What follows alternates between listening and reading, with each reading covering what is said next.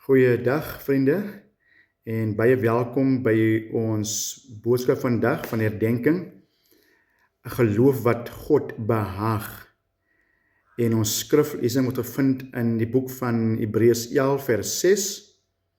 Die Bybel lees: en sonder geloof is dit onmoontlik om God te behaag, want hy wat tot God gaan, moet glo dat hy is en 'n beloner is van die wat hom soek. Kom ons bid saam. Vader, baie dankie dat ons vandag die woord kan oopmaak weer.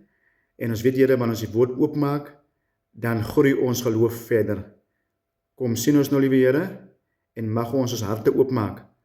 Mag die Gees ons lei en ons beïndruk om u woord te kan glo, maar ook toe te pas in ons lewens. In die naam van Jesus bid ons dit. Amen. En so vriende, vandag se tema geloof wat God behaag, wil ek graag begin deur vir u 'n vraag te vra.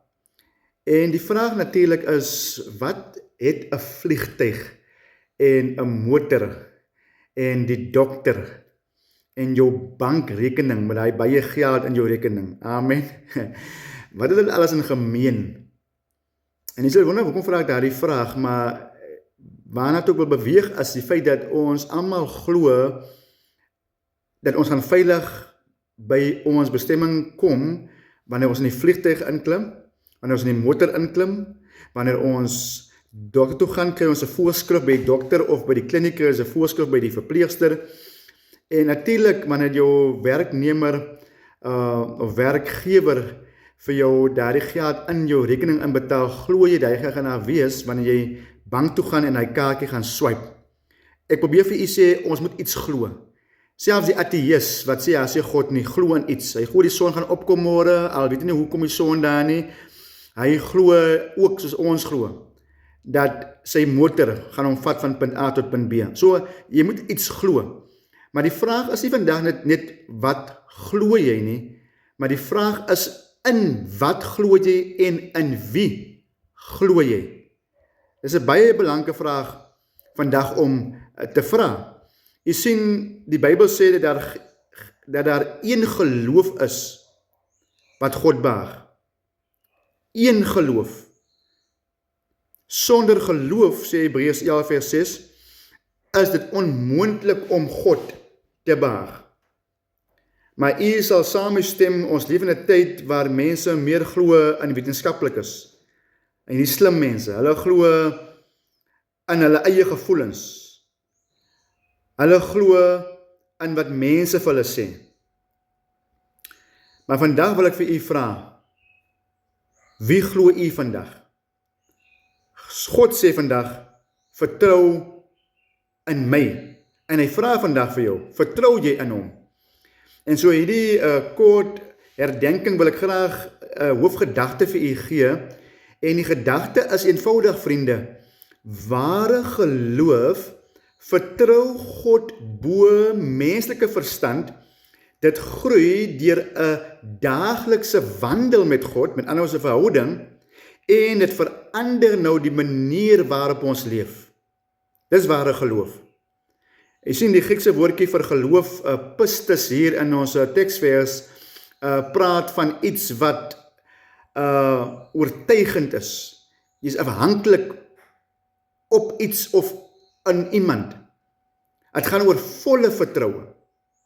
En so geloof beteken nie dat jy alles gaan verstaan altyd, die vriende. Geloof beteken jy vertrou God alhoewel jy nie alles verstaan wat hy toelaat in jou lewe nie. Dit is geloof. En die vraag is vandag, van die Bybel vir ons, wat behaag God? Jy weet, baie mense dink dat hulle God gaan beïndruk deur hulle opvoeding, hulle grade, hulle statusse, en jy weet, hulle talente, hulle sukses, hulle gelde. Maar die teksvers sê vir ons wat God behaag is geloof. Waarom geloof? Want geloof sê, ek vertrou u meer as my eie verstand, meer as wat wetenskaplikes sê. En so die vraag is natuurlik, maar waarom glo baie mense nie vandag God se woord nie? En ek wil 'n paar redes vir u voorhou. Die eerste rede, vriende, is trots. Trots sê, ek gaan op my eie insigte vertrou. Ek wil beheer uitoefen oor my lewe. Jy weet, trots is natuurlik die teenoorgestelde van nederigheid. Nederigheid sê, ek kom soos 'n kindjie voor God, ek weet niks nie, en U gaan my leer. Dis nederigheid. Maar trots sê, ek wil self beheer inneem. En uiteindelik, vriende, gaan trots jou hart al hoe meer harder maak. Maar ook natuurlik, ook mense nie Gods woord vertrou nie, of in glo nie, is natuurlik sonde. Die plesier van sonde. Jy weet, sonde, sê die ou mense, is vingerlikker lank. Alright? Sonde gaan jou altyd verder neem as wat jy beplan het om te gaan. Sonde gaan altyd maak dat jy meer geld uitgee as wat jy beplan om uit te gee. Dink aan die verlore seun. Maar mense hou van sonde. Mense is lief vir sonde. Hoekom? Want die woord van die Here is lig. Sonde is duisternis. En mense wil nie regtig wil hê dat hulle moet begin ontbloot word in wat hulle doen nie. So nou sê daar sê God nie. Maar jy weet, vriende, baie mense is soos bestuurder van 'n motor wat onwys is, hardkoppig is. Die GPS sê vir jou, jy moet links draai, en jy sê nee, ek weet beter, ek gaan regs draai. Dis ook deel van trots. Maar sonde maak jy mos trots. En jy kom 'n uur of 2 ure later by jou bestemming uit, of dalk miskien nooit uit by waar jy uitkom nie, want jy was trots gewees. En baie wat aan my luister is presies so, ons doen dit in God ook. God wil rigting gee, God wil leiding gee, jy sê nee, Here, mense praat met jou, jy sien nou al hoe die vyand jou al vernietig al met die dwelms en met die verkeerde keuse wat jy maak, maar jy sê nee, ek is my eie mens. Jy weet, ek was ook daar gewees as jong man, ook daar gewees, soos baie van julle so redeneer, né? En jy gaan jou kop stamp, baie hard stamp, né? Want die groot mense, wie waarvan hulle praat, hulle kom reeds daardeur, okay? Maar jy weet met beter as wat hulle weet, so, die probleem is, baie keer wanneer ons slim is, wanneer ons trots is, wanneer ons met sonde speel, en die gevolge van sonde, moet ons nou mee deel, sê die Engelsman, dan is het verskonings. Dan het die maandpa my nie bygestaan nie, en die kerk het my geval, en al die goede nou, ons wil nie eienaarskap dan neem vir ons verkeerde keuses nie, ons blameer iemand. Dit is deel van ons sondige natuur. Toe Adam sondig, dus sê die vrou sê nie, is die slang wat jy gemaak het, so ons blameer eintlik vir God. Okay? Ons eie keuses wat ons maak, maar ons blameer vir God. Maar ook vriende, baie mense wil die Here nie dien nie, maar hulle is teleurgestel. Hulle voel God het hulle gefaal. God het nie vir hulle geantwoord op hulle tyd toe hulle geantwoord wou, die antwoord gehad het nie.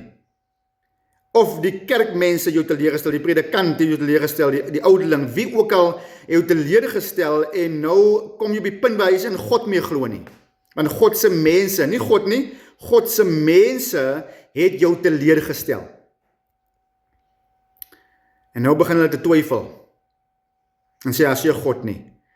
Maar Psalm 14 vers 1 sê vir ons, die dwaas sê in sy hart, daar is nie 'n God nie. Jy sien, die Bybel praat nie hier van die dwaas wat nie 'n goeie hoë IQ het nie.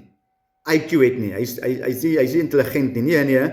Die Bybel praat van iemand wat sê, ek wil op my eie insigte staat maak. Dis die dwaas. Want God het seker gemaak in elke mens wat hy geskaap het, weet daar is 'n opperhewe, iemand wat in beheer is. Almal van ons weet dit. Selfs die ou wat Jesus weet ook dit ook. Selfs die ou wat in evolusie glo wat sê ons kom van ape afgemaak, né, van diere af, né? Big Bang. Al die manne weet binne hulle daar moet 'n God wees. Hoekom sê ek so? Because we are wonderfully, beautifully and wonderfully made, sê die psalmist vir ons. Psalm sê ons is wonderlik gemaak. As jy kyk na hoe die mens geskaap is, hoe kompleks ons is, hoe die bloed vloei en die hele proses van die menseliggaam, as dit nie per toeval nie. Jy is 'n dwaas, sê die Bybel, jy glo ons is per toeval hier. Okay? En so nou sê die Bybel, hy praat van ons moet kies om met God te leef of om sonder God te leef. Okay?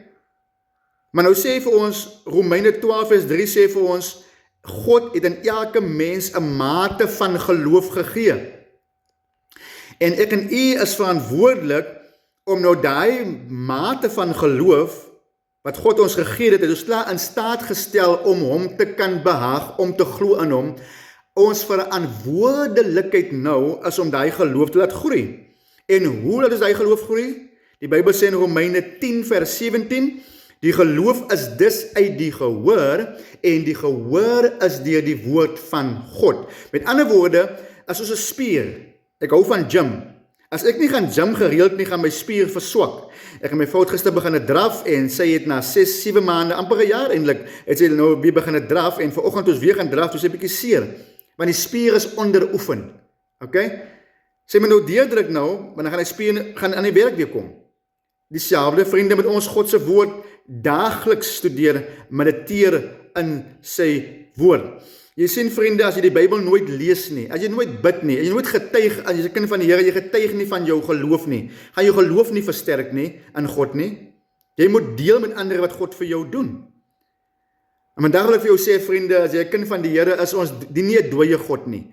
Ons dien nie 'n God wat vergeet het nie. Ons dien nie 'n God wat afwesig is nie, vriende. Ons dien die God nog steeds van Abraham en Isak en Jakob. Ons dien die God wat vir Jesus uit die dood opgewek het, ja, wat die Rooi See oopgemaak het. Ons dien daardie God. En vandag sê hy vir ons, as jy na hom toe terugkeer, as jy op hom vertrou, sal hy jou ook so deurdra, soos hy al die manne van die Here, al die geloofsjare deurgedraai het. En natuurlik, vriende, as ons 'n voorbeeld van geloof, niemand anders as Jesus Christus nie. Hoekom sê ek so, vriende? Alhoewel hy 'n marteldood moes hy sterf. Hy moes pyn en lyding en vernedering moes hy ervaar. Hy moes verwyd kry, verloning kry van sy eie vriende, maar hy het sy geloof behou. Toe hy in die tuin van Getsemane bid, Vader, neem die beker vir my af weg, kom my in geloof en sê, nie my wil nie, maar u wil geskied. Aan die kruis bespot hulle vir hom, vriende, maar in geloof onthou hy wie hy is. Hy sê, Vader, vergewe u vir hulle. Jy sien, baie kere wanneer ons deur moeilikheid gaan, dan lyk dit God ons vergeet. God het verander nou. Waar is God nou? Nee, Jesus wys vir ons dat ons hoef nie in druk, in storms van God te vergeet nie. Ons kan die geloof behou. Hy sê vir die dief aan die kruis wat sê, Here, dink aan my as jy in die paradys kom. Hy sê, dief, ek weet wie ek is. Omdat ek weet wie ek is, sê ek vandag vir jou, jy sal saam met my in die paradys wees. En in die laaste asem wat Jesus uitblaas, sê hy in geloof, Vader, in u hande plaas ek my gees. Dis geloof. En ons kan dieselfde geloof beoefen, vriende, wat Jesus beoefen het. En God gaan ons oplig. God gaan ons bietjie geloof vergroot, as ons bietjie geloof tot aksie oorsit. Mag die Here ons seën. Mag hy ons bewaar. En wanneer hy terugkom, dat hy geloof sal vind in ek en u. Kom ons bid saam. Vader, baie dankie vir vandag se boodskap, wat ons herinner dat u woord geloof wek, maar ook dat u woord reeds vir ons sê dat u almal 'n mate van geloof gegee het. Dankie Here dat ons vandag gehoor het dat ons hy geloof kan laat groei deur gebed, deur u woord te studeer elke dag, deur te getuig aan ander oor wat u vir ons beteken, om gehoorsaam te wees, Vader. En ons dankie dat ons nie alleenig is nie, maar die Gees ons sal help om in geloof te kan groei en om te doen wat u van ons vra. Seën ons, Here, terwyl ons u dien in hierdie wêreld. In die naam van Jesus. Amen.